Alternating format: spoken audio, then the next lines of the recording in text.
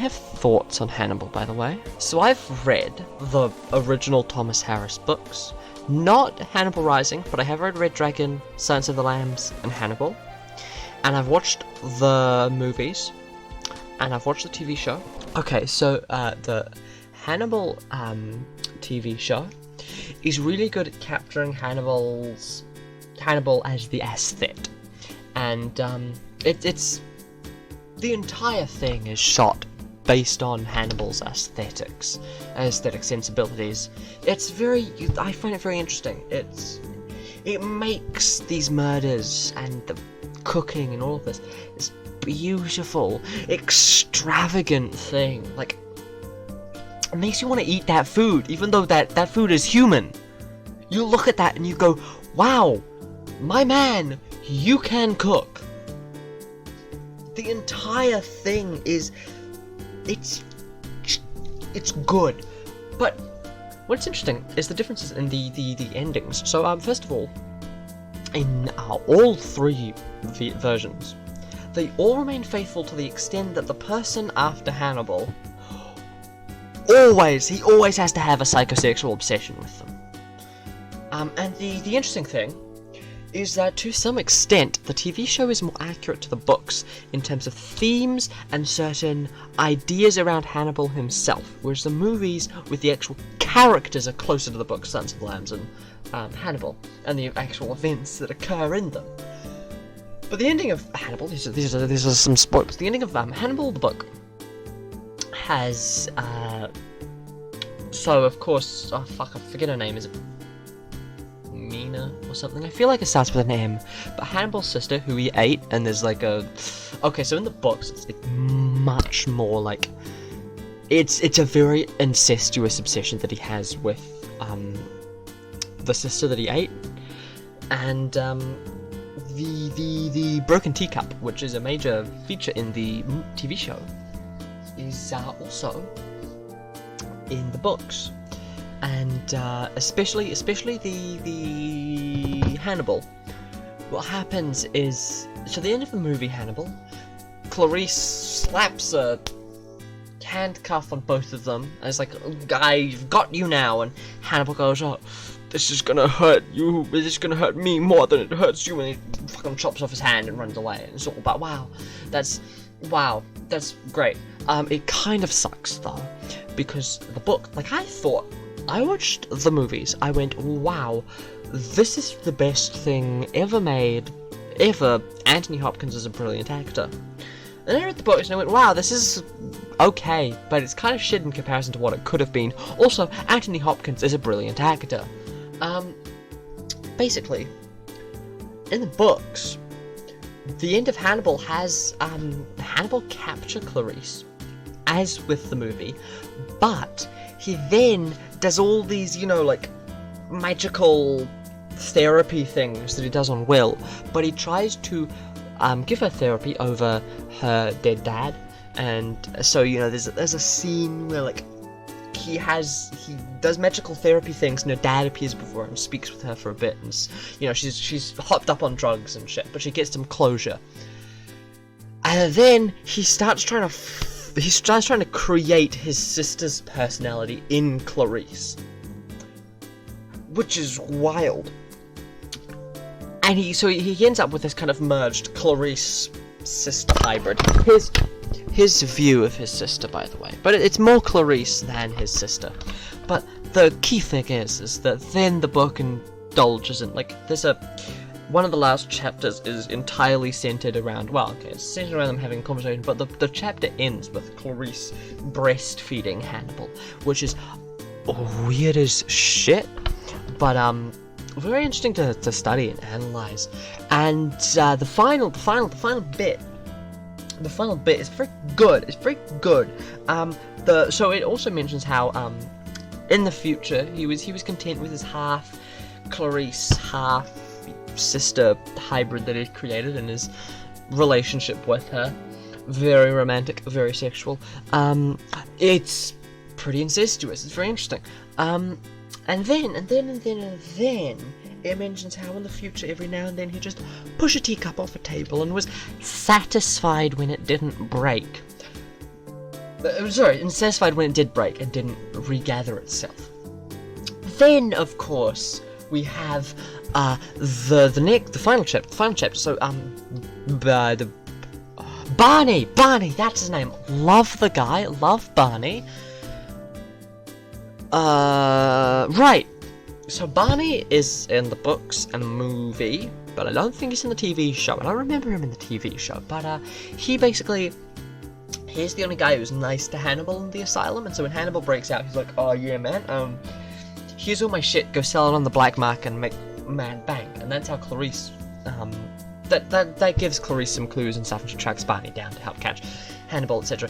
But Barney's taken all of his money, and he's gone to Florence, and he's with his fiancée, and this is years later, and he looks up, and in one of the box seats, there's Hannibal sat next to Clarice watching the opera, and the final line is, Barney left and never returned to Florence. So Hannibal's, traveling around all the little fancy places that he likes, and all the classical cities, etc., and doing, fancy, posh, bourgeois things with Clarice, and it's very interesting. And that's a good ending that's a good ending. Whereas the movie just kind of, it ends, it's not good. The TV show also has a pretty good ending. I like that. They embrace, stare into each other's eyes, and fall and die.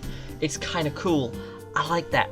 There's some other things I wanted to talk about. I've forgotten them. Oh yeah, Margot Robbie. Is that her name? No, that's an actor. Margot Verger. Yeah.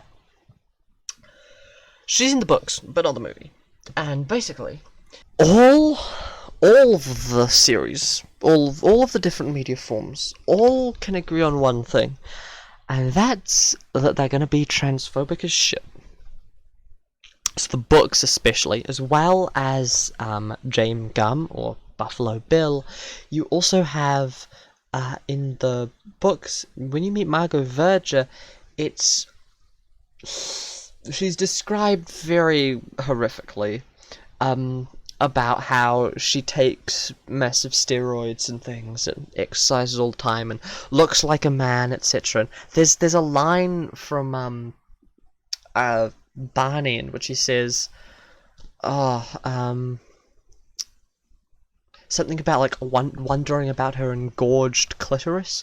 It's really, the books are like kind of disgusting to read at certain points, but Margot in the movie is just a thin, boring kind of character, and I mean, it's very cool that they made her a lesbian. That's great, but you could have like made her buff without also making her, a transphobic and a incredibly just sexist and horrible depiction of a person. And that would have been cool. I wish they'd made her buff. I do love the fact how so many characters are men in the book and movie, and then the TV show is just like, yeah, it's a woman. Like, Dr. Alan Bloom becomes Dr. Alana Bloom. Freddie Lowndes is a woman. In the book, he's a man.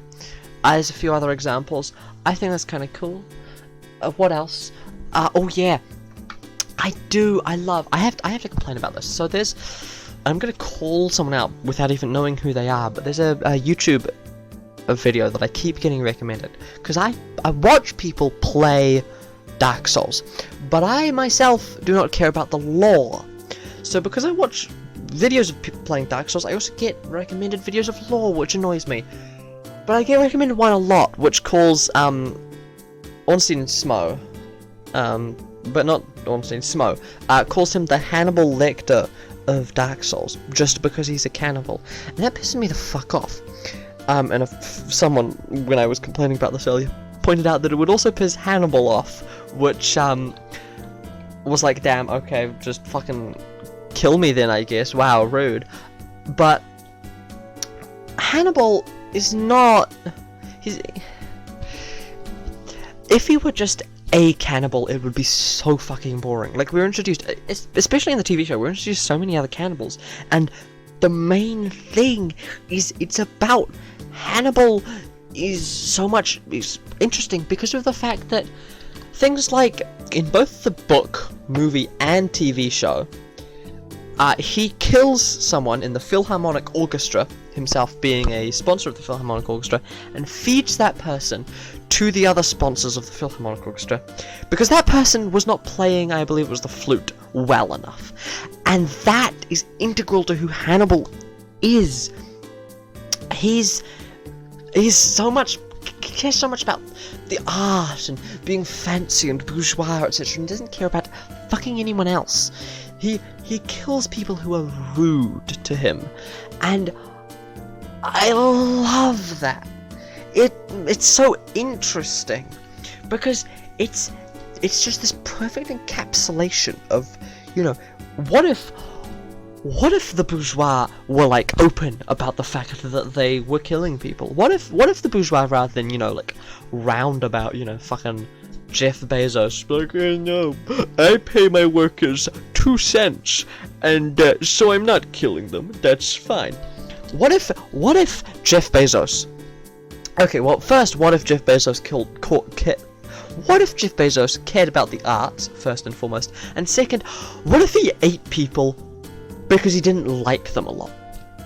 Like, what if he just went into his warehouses, went, you, and you, I'm eating you tonight. Come with me. It's so interesting because it's perfectly depicting the bourgeois as fucking murderers.